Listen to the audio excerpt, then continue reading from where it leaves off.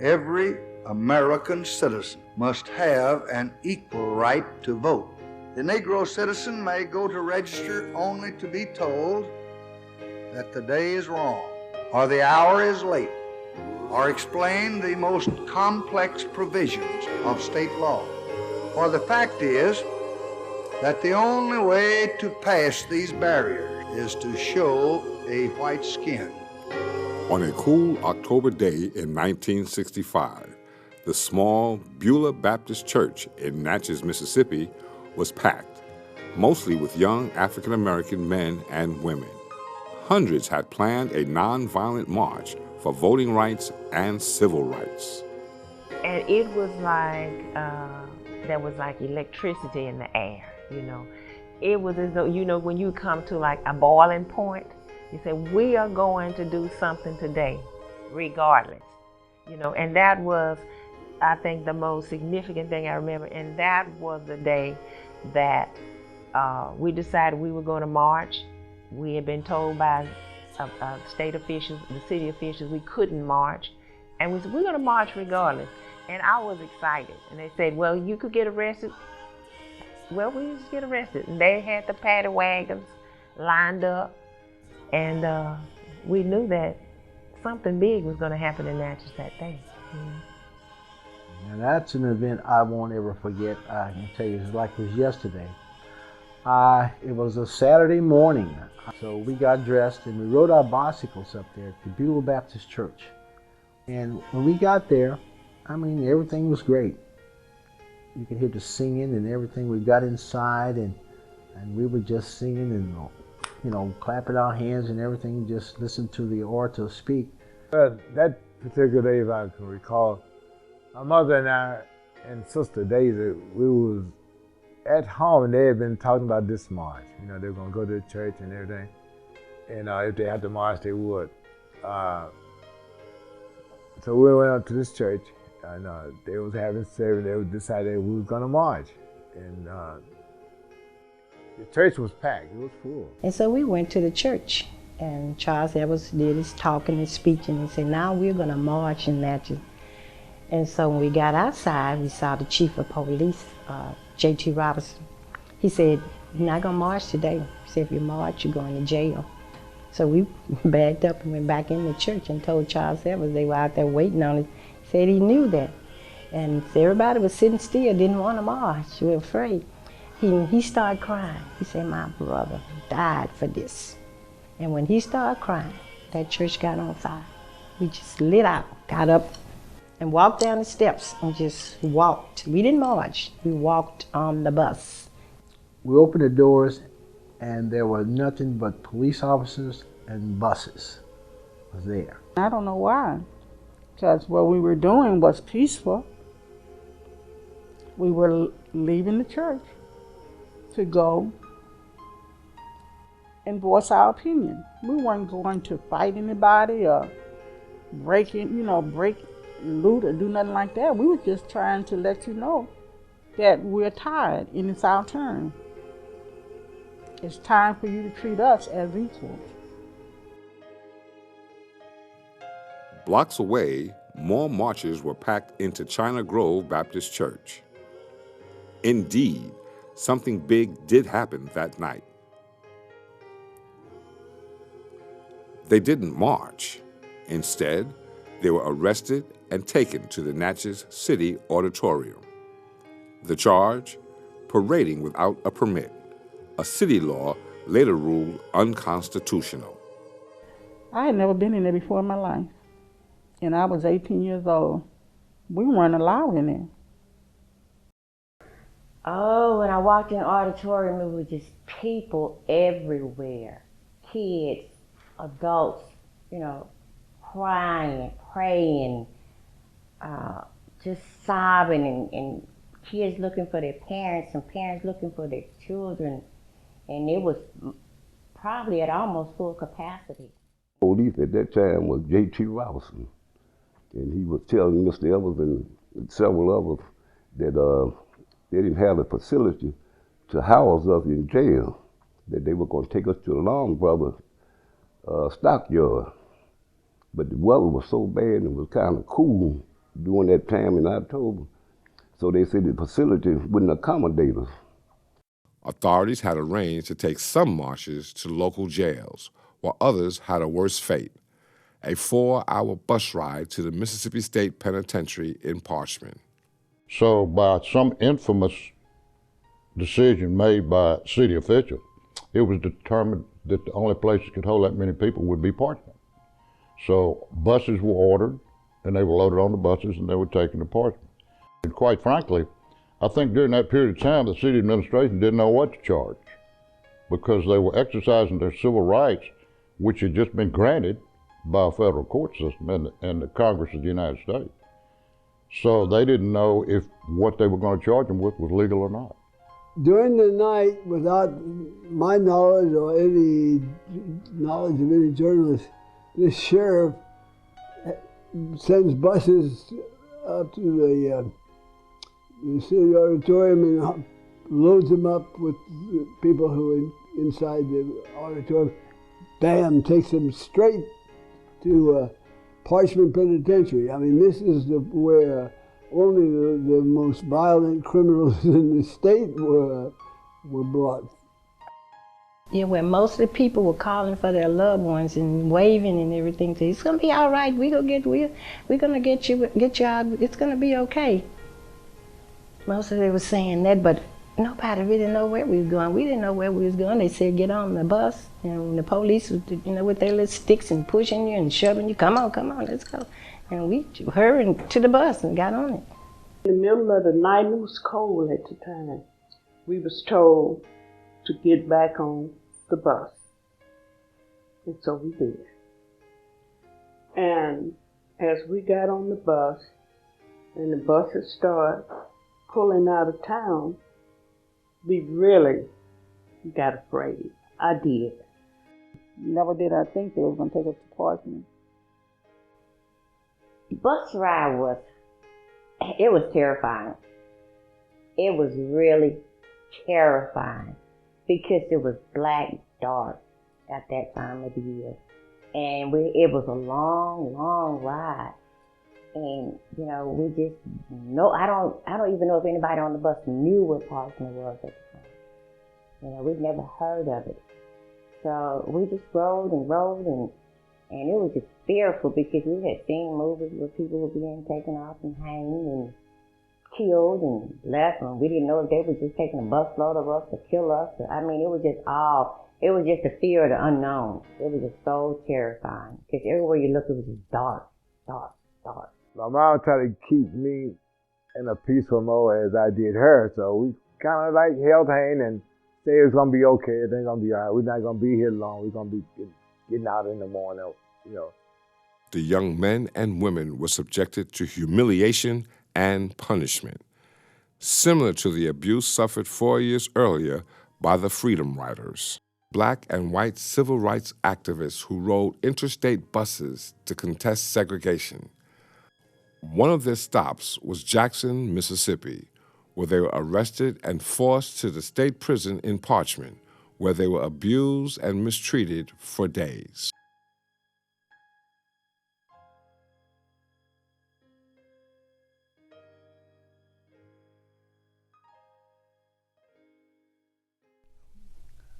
The way we treated those Freedom Riders in 1961, I think remains a blemish on the good name of the state of Mississippi.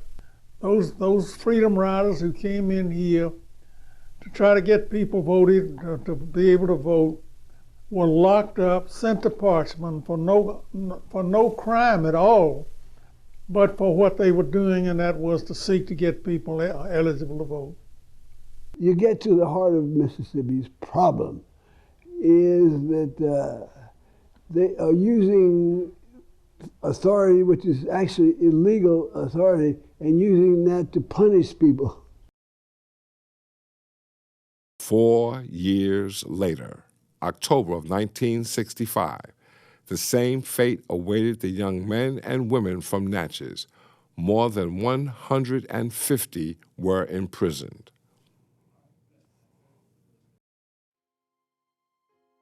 This story has its roots at a place called the Forks of the Road in Natchez, Mississippi, site of one of the largest slave markets in the South. From 1714 through 1863, tens of thousands of African men and women were brought to Natchez in shackles and chains. There they were bought and sold like cattle to wealthy planters. Then, the slave trade, not just cotton, was king.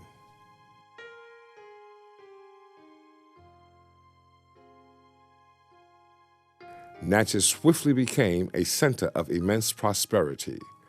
Millionaires built mansions with the finest furnishings from around the world.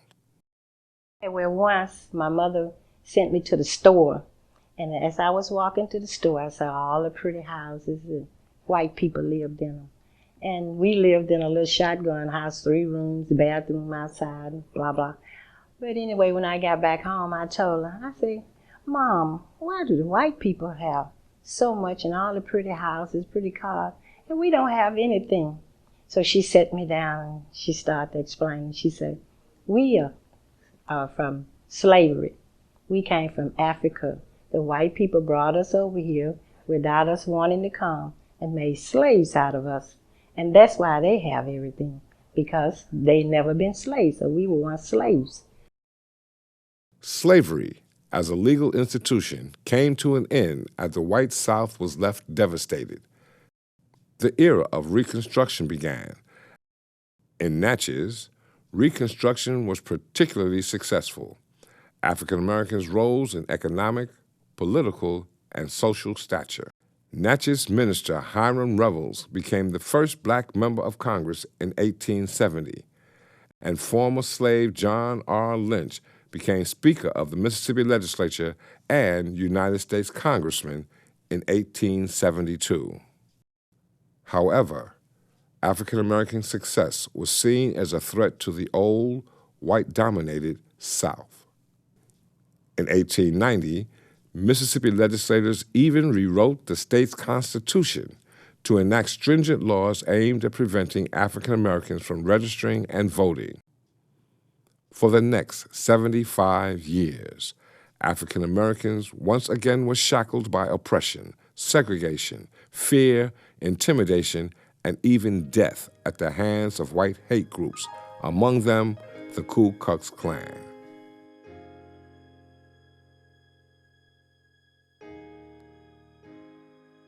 The Natchez area became a hub of Klan activity. This is where it all began.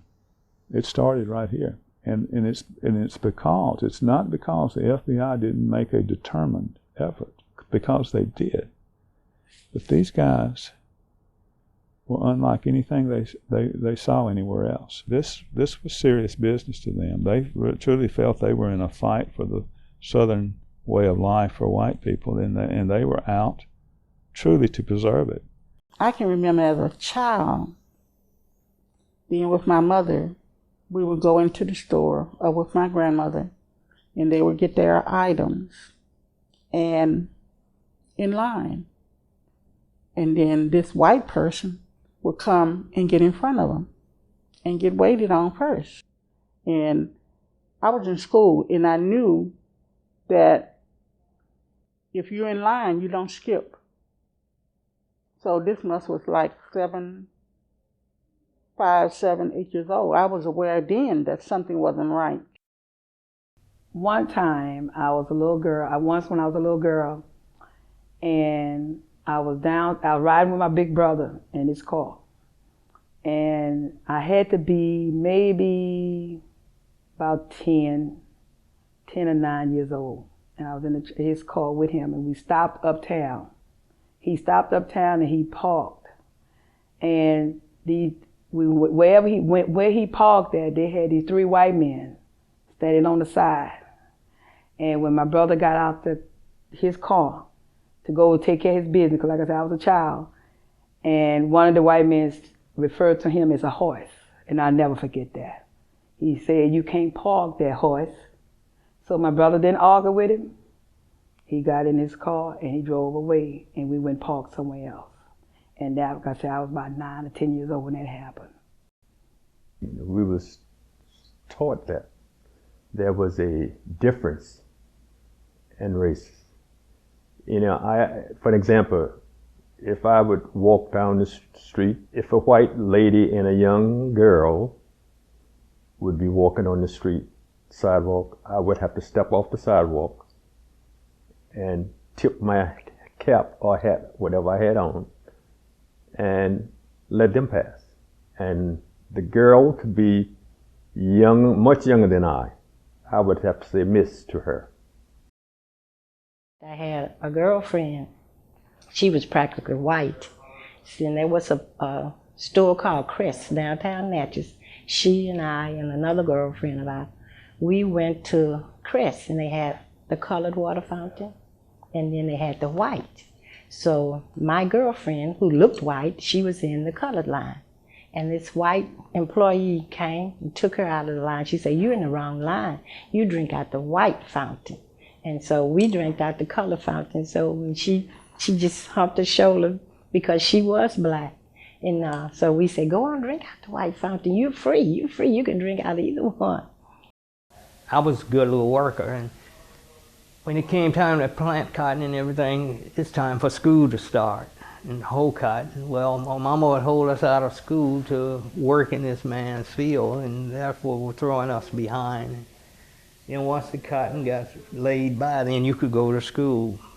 By the time you get adapted to school, then it's time to pick the cotton. So you got to come out of school, pick the cotton. Only time you went to school when it rained. Hope for change came when civil rights activists emerged to fight for rights for African Americans. The Reverend Martin Luther King Jr. was famously one of the most instrumental in the passage of the 1964 Civil Rights Act. King and activists throughout the country then pressed President Lyndon Johnson to submit to Congress the Voting Rights Act. At first, Johnson refused, stating that the time wasn't right politically. A national uproar arose when television and newspaper reports depicted a peaceful protest in Selma, Alabama, met by local and state police in a series of violent encounters. President Johnson relented and sent the Voting Rights Act to Congress. There is no cause for pride in what has happened in Selma. There is no constitutional issue here. There is no moral issue. It is wrong, deadly wrong, to deny any of your fellow Americans the right to vote in this country. Congress overwhelmingly approved the act, which President Johnson signed on August 6 of 1965. Voting rights, of course, were the key to the freeing up of African Americans. As long as they had no recourse at the polling place, they could not effectively express their displeasure with the system of segregation. And there was a great fear among many of my contemporaries, white people, who thought that way of life, that segregated way of life, would end the ability of white people to live very comfortably in a state where there were so many African Americans. There was fear, there was confusion, and there was just plain old racial prejudice. Every device of which human ingenuity is capable has been used to deny this right. We got the voter rights thing. We can vote, register. Before then, we couldn't vote, couldn't register, because you had looking at how many peas in a queue and all that silly stuff, or how many rocks between here and over there, all this silly stuff more ignorant registrar would do. Once we got that bill passed, we were free to go in and register and vote. It was one of the greatest things we could have, but we felt like we'd made one great step. There were only 20,000 blacks registered to vote statewide when the law was signed. Within 2 years, number of blacks registered expands to around 300,000 blacks. In Natchez, radical elements of the Klan were infuriated. In the spring and summer of 1965, one group unleashed terror and violence to intimidate African Americans who worked to implement the Voting Rights Act in Natchez. The Klan even tried to kill George Metcalf. The Klan hated George Metcalf because of his civil rights work and because just personally there was just something about Metcalf they did not like. The Klan wanted Metcalf dead. This was not, they had no desire to hurt him. They wanted him dead. And they never got him. George Metcalf, president of the Natchez chapter of the NAACP, critically injured in Natchez this afternoon when dynamite hidden beneath the hood of his car exploded when he turned on the ignition. The injured Negro was rushed to Jefferson Davis Memorial Hospital. So it's always ironic to me that the Klan, in their quest to instill fear within the black community, always had the total opposite effect.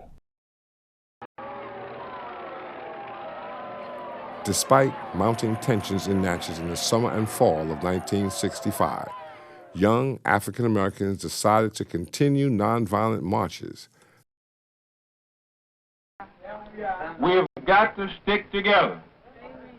We've got to listen and be obedient and do what you're told. This is most important now. We cannot go off on no wild goose chase. We can't be as ignorant as they have been.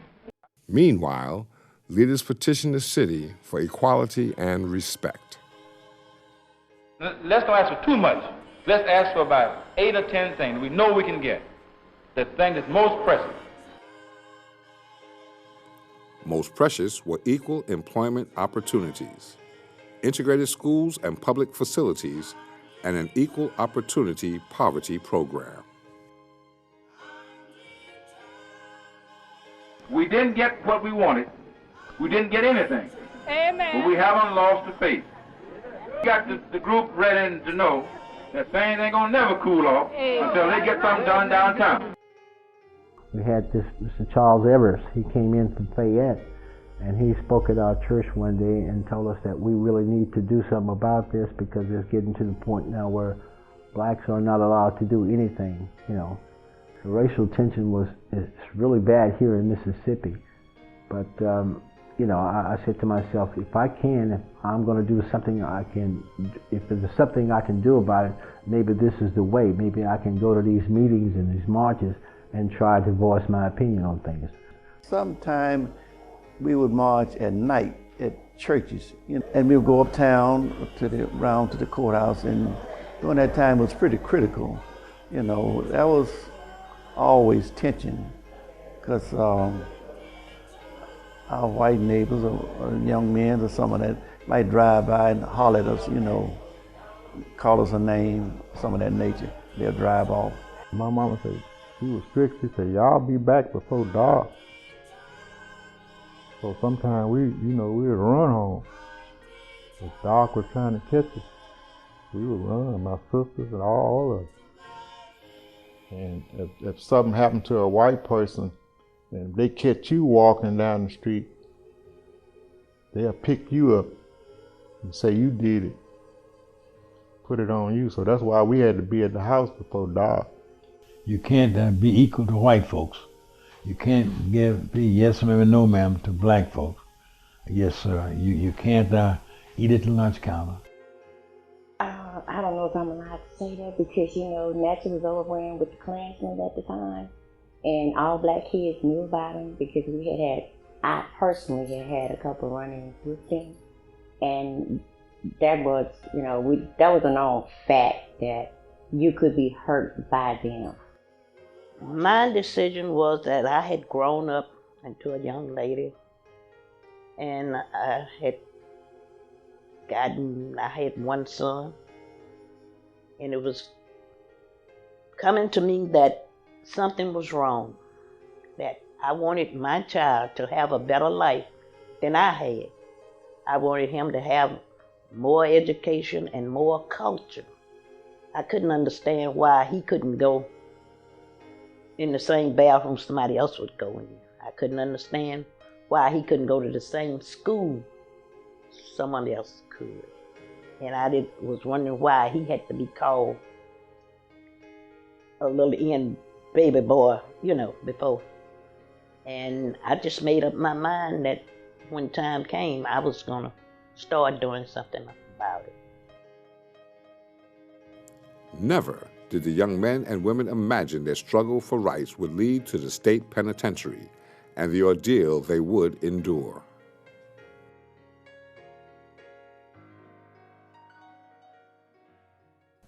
To send us to Parchman, it had to come from higher up.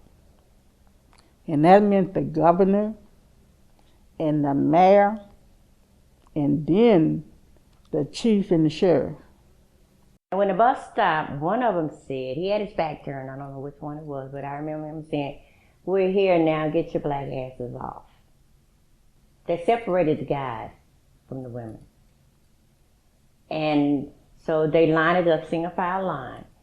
They had our backs toward a fence, which we were told it was an electrical fence, so do not touch it, okay?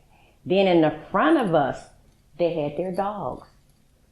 They were standing there with the dogs on a leash, so we got dogs barking and growling, slobbing at the mouth at us, and an electrical fence, and we're in between the two of them, and then they thought it was funny to, to push the dog towards you and get that close and snatch him back. I mean, they just played with our fear. It was really just horrible. And all I can remember is there was a state policeman who said the last, and he used the N-word, "Get off this bus, I'm going to kick his ass." Now, I'm no hero. I knew I was not going to be the last one.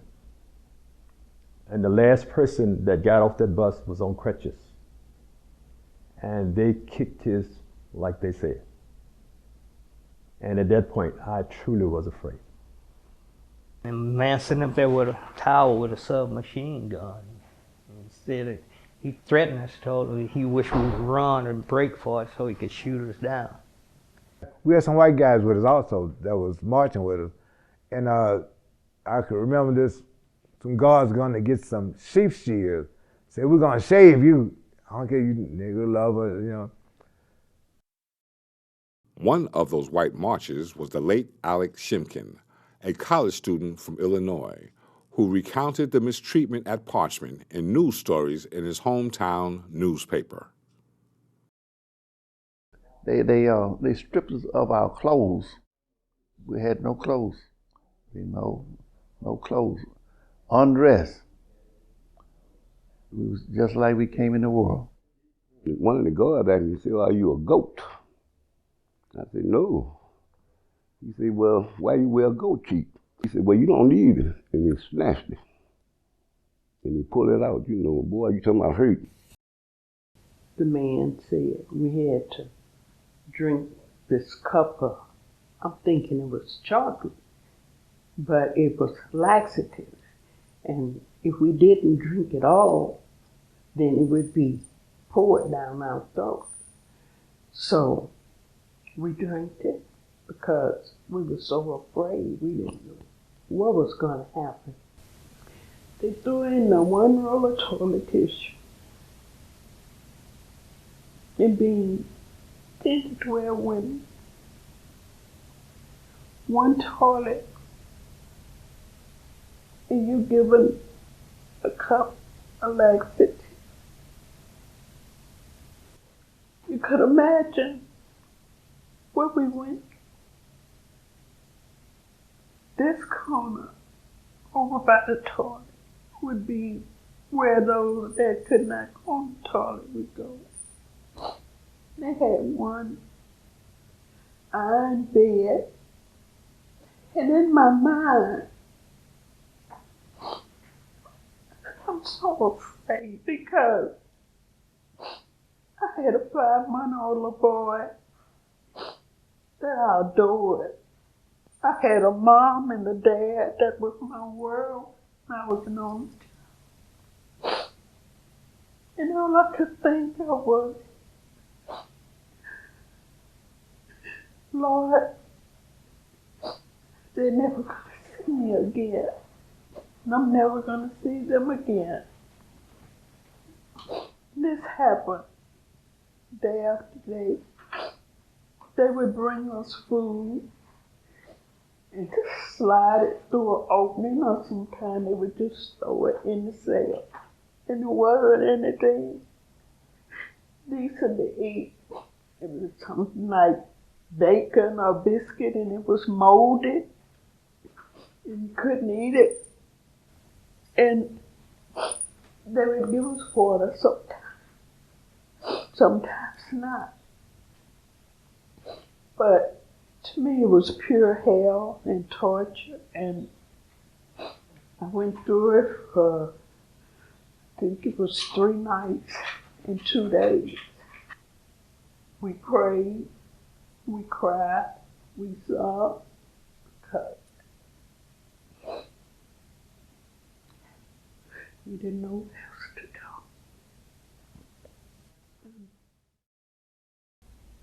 I don't know the number of people that was in our cell, but it had to be somewhere between 8 and 10.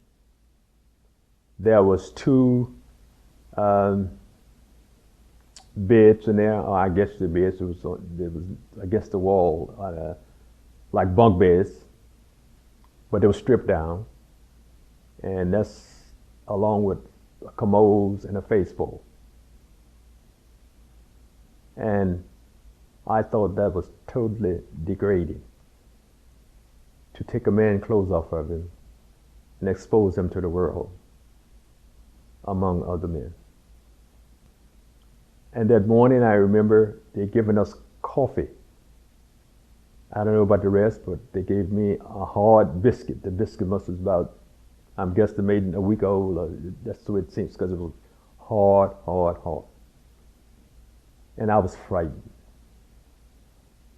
They didn't furnish any toilet paper for persons that was using the commode. I mean, even under normal circumstances, you need toilet paper. But even after giving that laxative to people, no toilet paper. Well, I was a person that rallied, tried to rally people and try to keep them calm. Some went into shock. Every 5 minutes, everybody vomiting, and then diarrhea came. All huddling up on each other, trying to keep warm, because we were very cold. It was so cold in that prison. Oh, it was cold. It was so much noise, and when I mean noise, it was so much crying and whining and praying. It was just constant all day and all night, and then you could hear them on the other side where the men were. And I don't know who they were beating, but you can actually hear the striking of, and all of this. I was trying to figure out why I was sent so far from home for exercising my rights. It was horrifying for me. I cried, I prayed, and I cried. Then I wake up and I look. I saw a bird on the wire. I said, oh Lord, that little bird is free. And I'm in jail. And I hadn't done it. Oh. And we had to lay on top of each other to keep each other warm. They took our clothes, 8 naked people in the cell. They opened the windows, that cold Delta air came through, and white people would walk up and down. I don't know who they was, but they would walk through there and they call us names. They'd come through saying, look at the monkeys behind the cage. Ugh. I was glad to get out of there. I was hurt. I had been degraded. I wondered if this cause would be recognized. if they was doing a job to make us feel less than what we were, they did a great job at it. I was afraid that they would put us in a mass grave either before we went or after we take us back. When we get ready to come back to Natchez, I just, like I said, I just thought it was the end for me. No arrangements were made to return the dozens of young men and women to Natchez. They were imprisoned between 3 and 6 days. Parents, friends, ministers, and supporters had to travel to Parchman to retrieve them. Yeah. Why? You know, or black folks what's the word?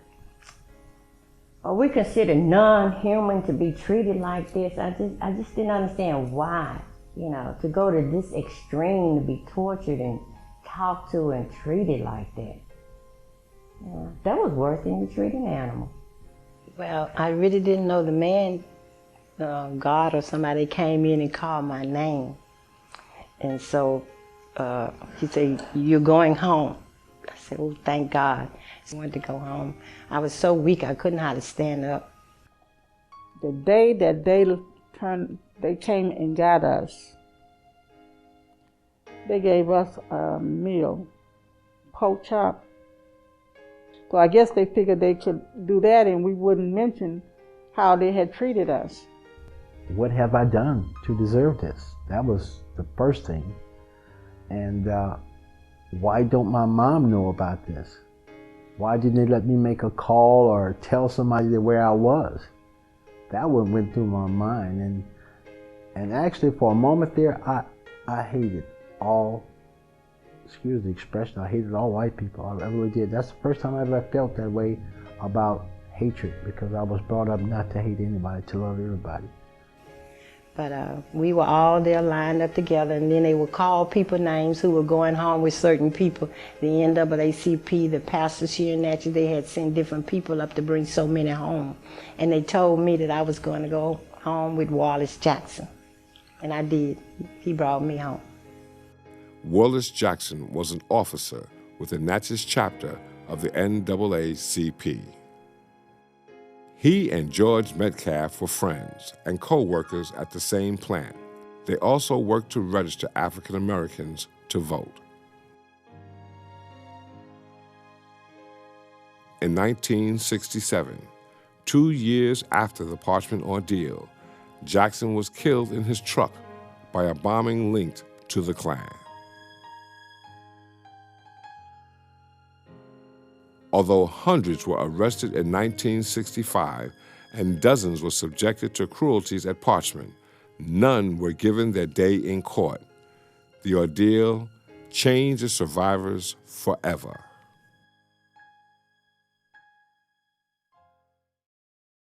That was a scent of odor. It was an odor. It stayed with us almost about a month, almost 2 or 3 weeks before that passed off. I was hungry. I felt nasty. All I could think about was watching Parchman off. Just bathe. I didn't go out the house for 2 weeks. Scared I was going to get arrested.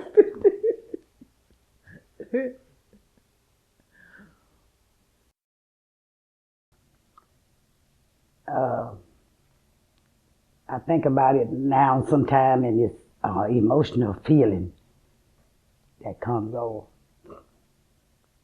Thinking about the things that blacks have to go through it to be able to make it in this world.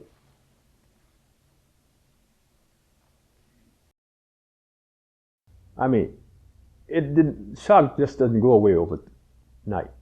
It's something that stays with you for a long period of time.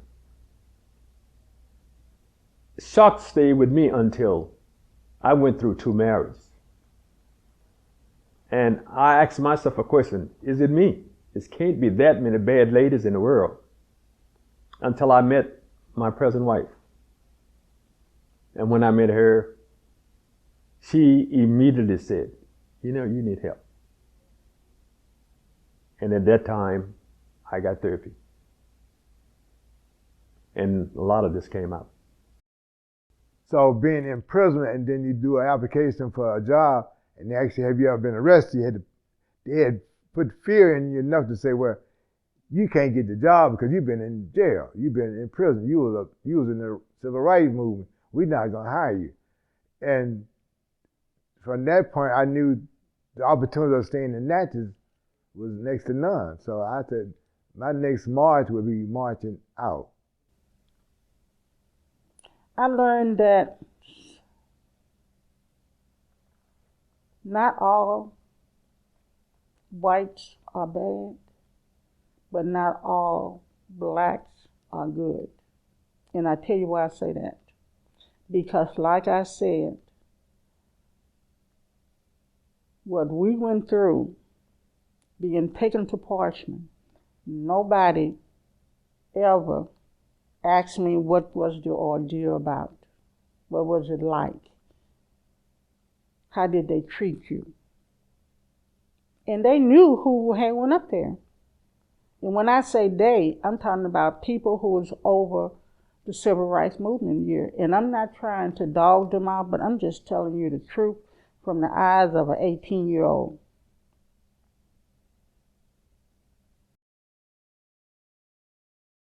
And I'll be the first to admit that we didn't meet them and beat them like we should have. I'm first to admit that. We still so busy fighting bigotry and hatred among the white folk, and we just didn't. And I apologize as the one the leader in that for ever doing that. I hope they didn't hold it against us. But we just so busy fighting racism at that time that we didn't think enough of our own race to take care of, I guess. After Parchman, many other survivors continued to fight for rights through marches and boycotts, often under the watchful eye of the Ku Klux Klan. And the funny thing about marching nonviolent, it's the one hell of a weapon. We never had no guns, we never had no sticks or nothing like that to fight. We just marched down with our bodies. And we began to overpower the white power so much that it began to change.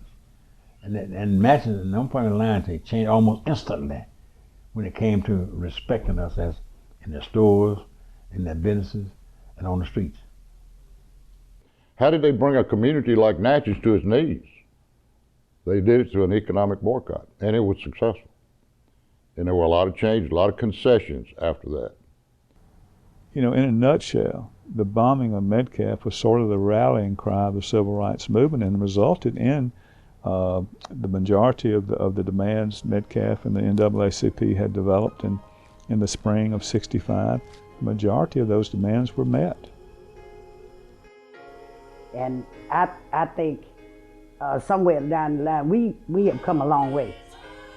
We still have a long way to go, but we have gotten away from some of the issues that we had back in the day.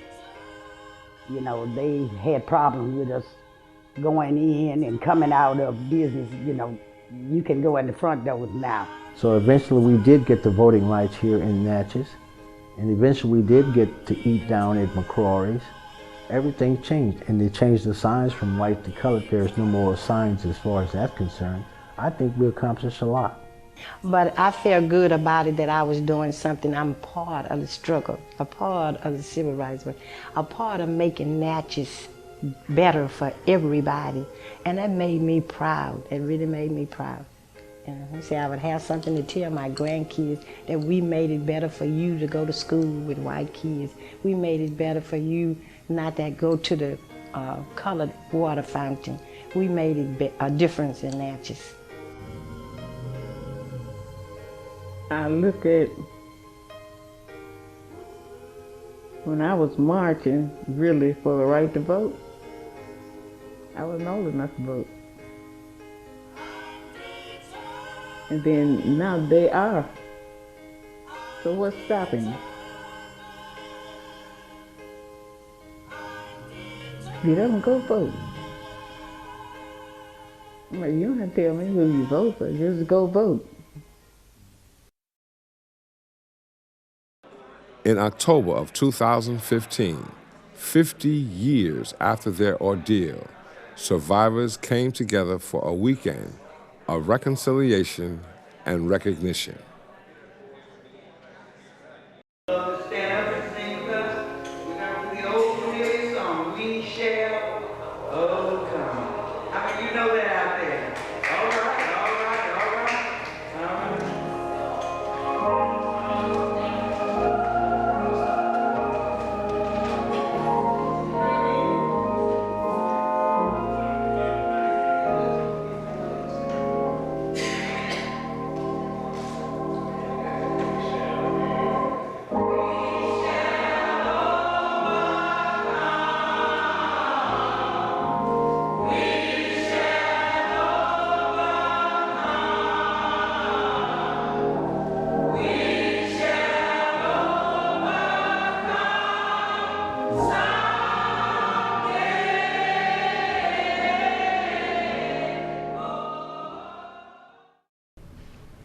For the first time in the history of this fair city, which I might add is about to be 300 years old,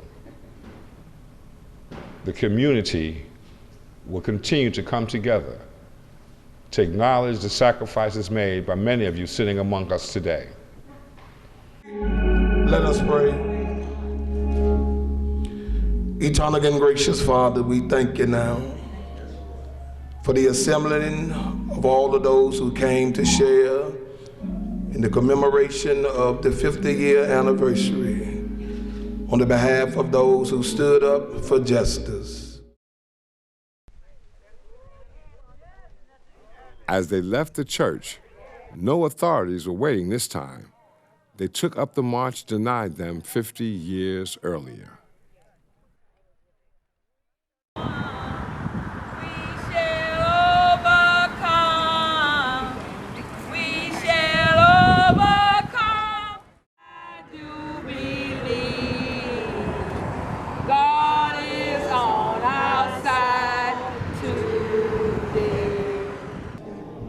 On the evening of October 2nd, 2015, survivors, family, and friends came together to commemorate their survival and achievements. 50 years ago is what this is about. It's been a long time coming, but it's better late than never. I'm delighted to be here, and I'm delighted to be the person to present this proclamation tonight. I was challenged to say that the city of Natchez is sorry, because I think this is something that has yet to be said anywhere else in our state, and in very few places across the United States.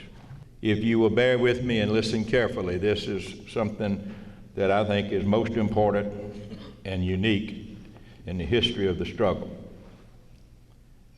A resolution of the mayor and the Board of Aldermen of the city of Natchez, Mississippi, acknowledging the 1965 Parchman Ordeal.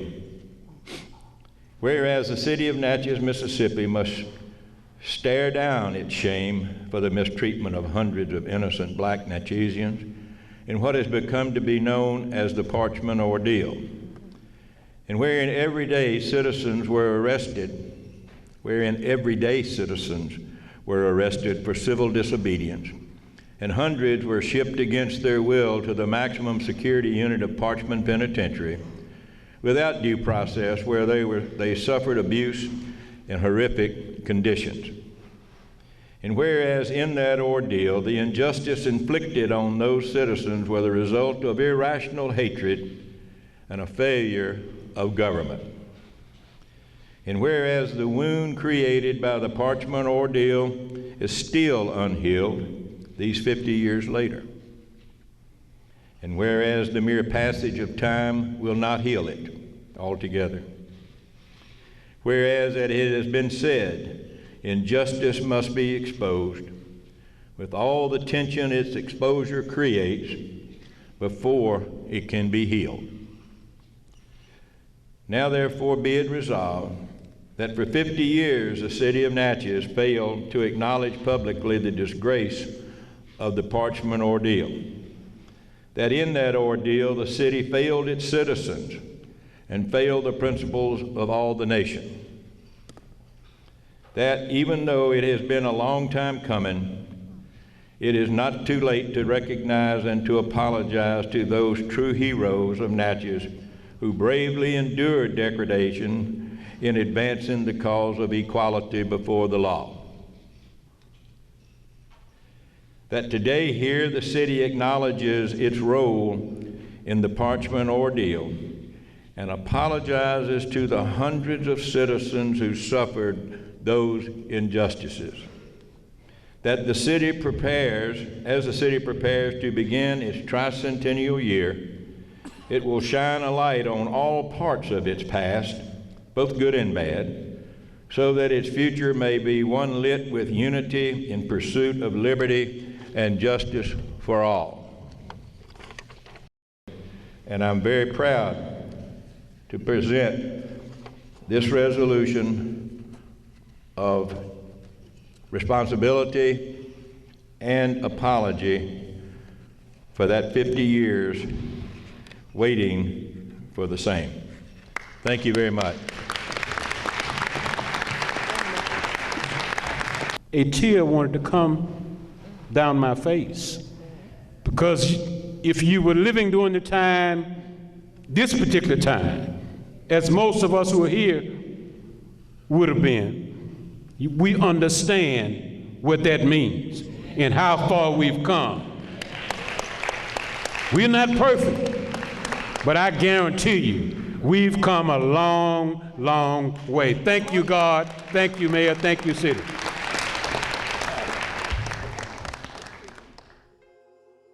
I think I am. I think I have made a difference. I know I made a difference. I'm not going to say I think. I know I made a difference. All it takes is one person to do something, and you are making a difference.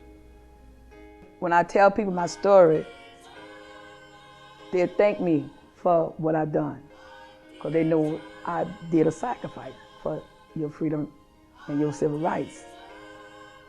It was just an ordeal that during the time that something needed to have to been done, and we had to sacrifice ourselves, our bodies, or whatever it took to make things better. I wouldn't want to do it over right now, but I'm not bitter about doing it. To me, it was to bring out the people that are the strongest, who could deal with the ordeal of the white race of being called the N-word, be hitting on you and stuff like that, and you're not fighting back. I think that was the turning point of everything, because it brought out the best in us. Without that happening then, you wouldn't be able to do what you're doing today. You know, when I think of history, I think of Martin Luther King and people like that. I guess in a way, I did my little bit too. So the struggle is not over. We still have to work to maintain both the letter and the spirit of the Voting Rights Act of 1965. It will never be over anymore. The struggle, our problem is we don't go out and vote like we should. The price that was paid by Medgar and Martin and our friends from Natchez was paid for us to just right to register and vote. It's a shame now the way black folk do not use it.